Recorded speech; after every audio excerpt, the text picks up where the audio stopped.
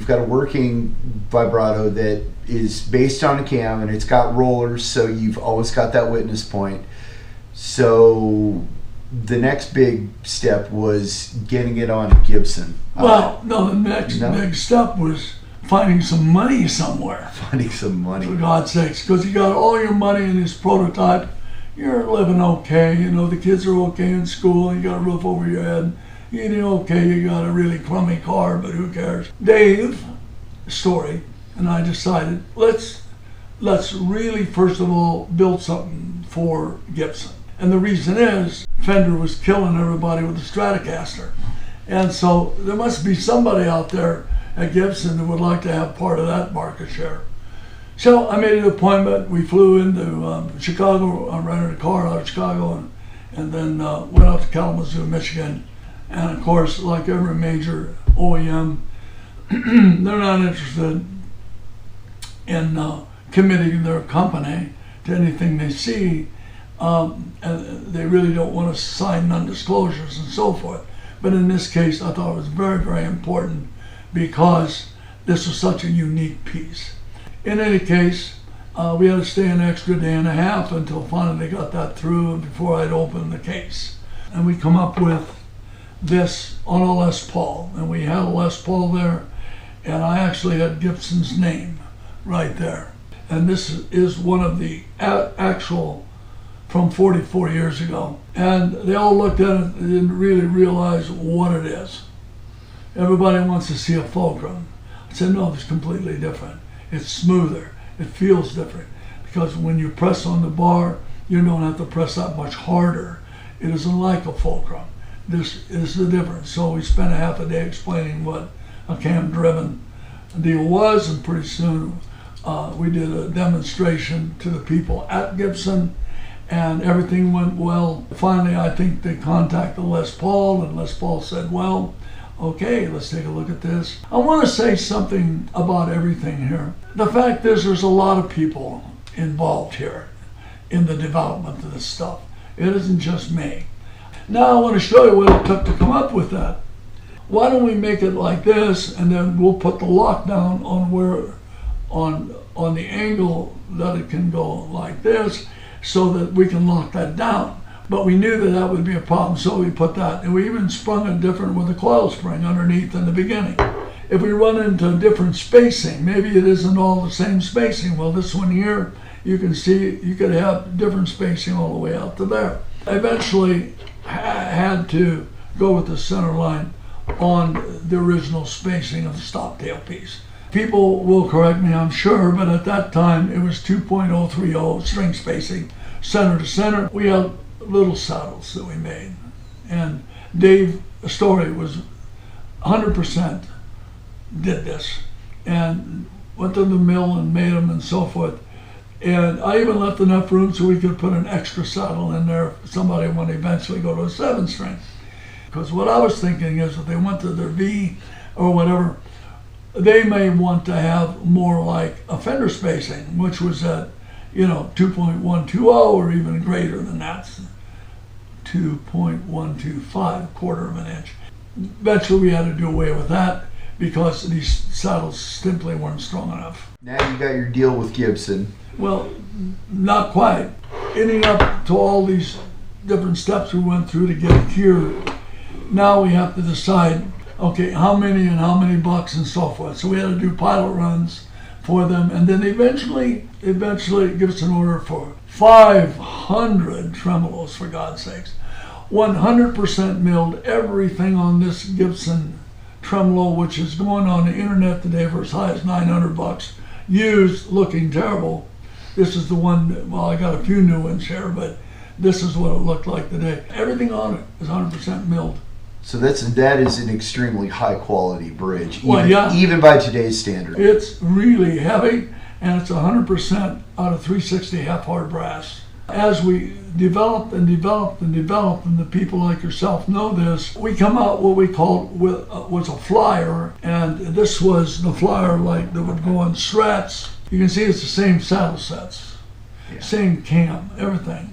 It's only the hookup that's different. We sold some of this into a heck of a lot of them to an outfit called IMC, International Music Corporation, with Jerry Freed and Tommy Moore, and they were very influential in that. The Flyer was a more inexpensive one that we made. This one was not inexpensive, but the saddle set was. So was the Flyer before the 2300 then, or did you go 2300, 2200, and then the Flyer just to get rid of the surplus parts? Exactly, but it was, we were selling this saddle set long before we made this saddle set.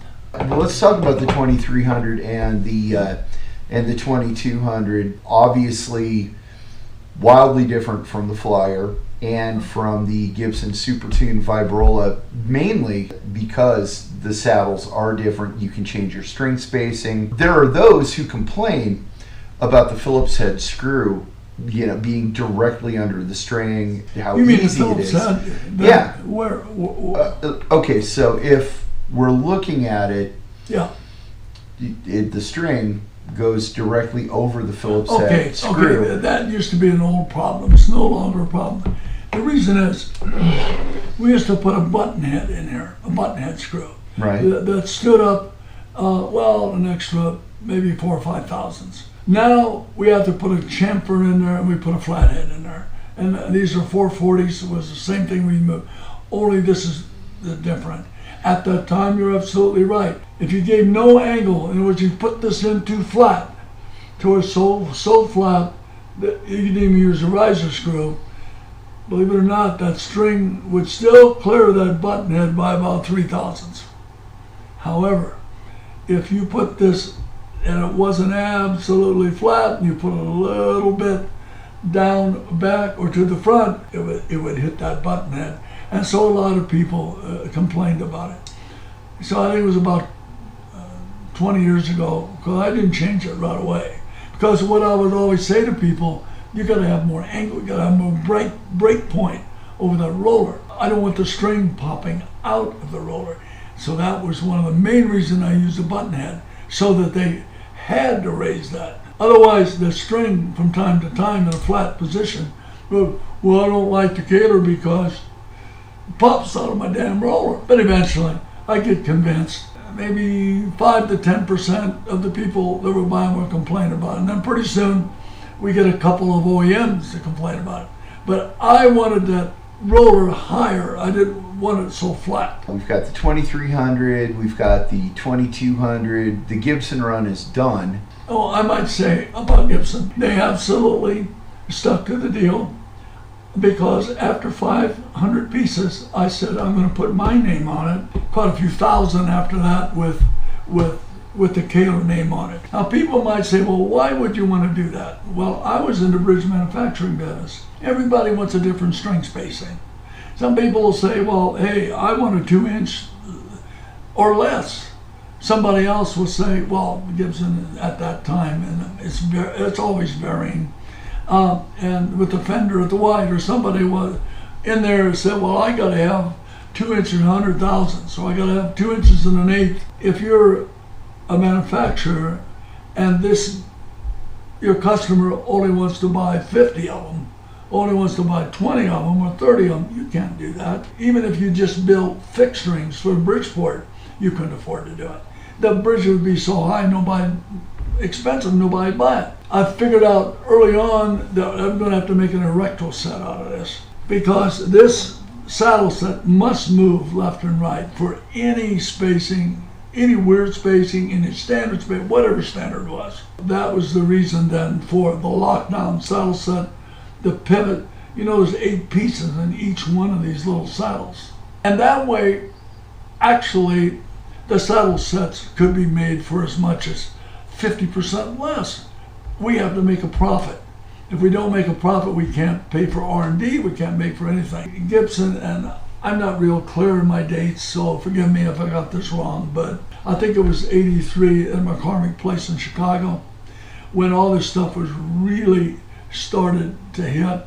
The flat mounts as well as that. We actually wrote over $3 million in orders at that time. That'd be over $10 million a day at one show. And then when I went back, I couldn't finance it. It was just the damnedest experience. I was so happy. Dave was so happy. All of our people in the company were so happy. Our OEMs were happy for us, you know. And we thought, man, this is going to be wonderful. But if you're going to make that much stuff, you got to have more machinery, more insurance, more people, more building, more everything.